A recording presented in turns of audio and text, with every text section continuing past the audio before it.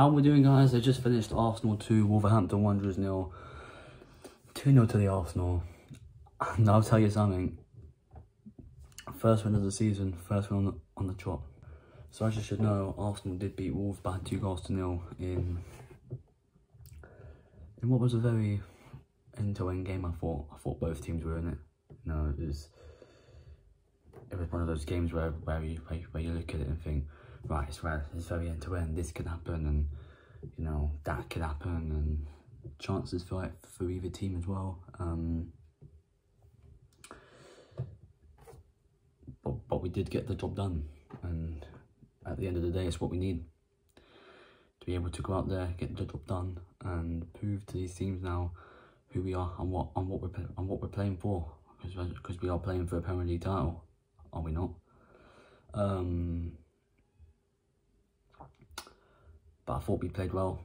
I thought we came out in the second half with a bit of enthusiasm, and then we kind of fell asleep a little bit, let Wolves back into the game, and then we get the second, and then Wolves just capitulate, and then we just go on and win the game. We take off Zinchenko and bring on Timber, which I thought was a good start, because Timber looked really well when he come on. Trossard come on for Saka, who looks a bit limp, but then the one to be concerned about is Declan Rice as well, and let's hope that's nothing serious, because they look like he went off with some sort of calf or even hamstring problem. So let's hope that's nothing serious for Declan Rice, and that he will be okay. Gabriel Jesus come on and looked like an absolute menace to see looking through Mosquera to the floor, who, by the way, since when has football turned into choking? You know what I'm saying?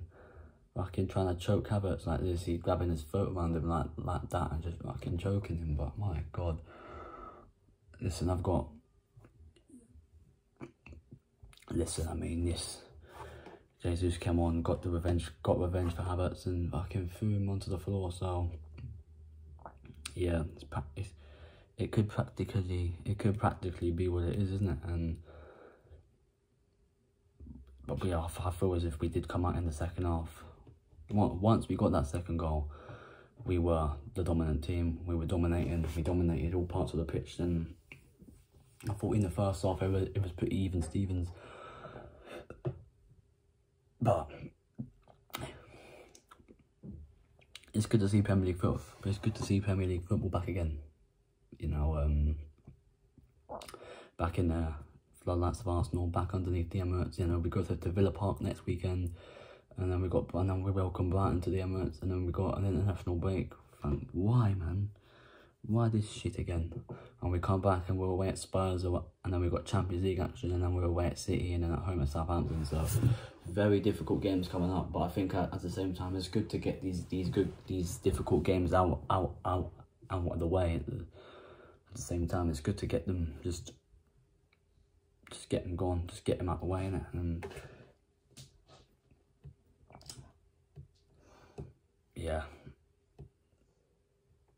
I mean, Wolves did look a threat in this game, a little bit of a threat. You know, I think they're not the same side as they are with Neto, without Pedro Neto, sorry, because I feel as if he would have given Zinchenko an absolute nightmare of a position. So thank fuck Pedro Neto wasn't playing. Raya made 2 fantastic saves that kept us in the game, kept us with the clean sheets, and kept us in the game. I've got no problems with that at all, to be fair with you. Let's get into the player ratings. David Raya, I thought, had a good game. I thought unbelievable saves, 2 unbelievable saves from him. The first one, Strand Larsen, he comes in from the right flank, I think was it from Matt Doherty, and it's headed by Strand Larsen, and it's just there. It's just there to take, and Raya made it was like he was going this way and then put his hand out and dived that way. So it's very good reaction time there from David Raya. He'll get an 8. Zinchenko at left back, I thought was standard Zinchenko performance, really. Nearly made a fuck up, but didn't. I thought Timber was better than him when he came on, but I'll get into that. But Zinchenko, I don't think had a bad game, but not necessarily a really good game like them two friendlies that against Lyon and Leverkusen. But it is what it is, really. Zinchenko, I'm gonna give him a 6. Gabriel, there were times in there where he could have got a yellow card, but there were also times in there where, you know, he was looking really good, and the Gabriel from last season again, so he'll get a 7. Saliba next to him gets a 9. I thought he was outstanding today. Our best defender today by a million miles. I thought broke down the play so well. Stopped Wolves from scoring numerous times, and without him, I don't know what we do, man. Rolls Royce of a defender, William Saliba. Ben White on the other side. I thought I had a pretty quiet afternoon, if I'm honest with you. Not much really happened down this side. You know, he kind of kept Huang Hee-chan quiet, which is never an easy thing to do for other opponents. But Ben White, I'm going to give Ben White a 5. He didn't really have much to do. Thomas Partey wasn't great at all. There were a few good moments in there, more sloppy moments though, and you know, I look at it and think, I think we still need Merino. That's the problem.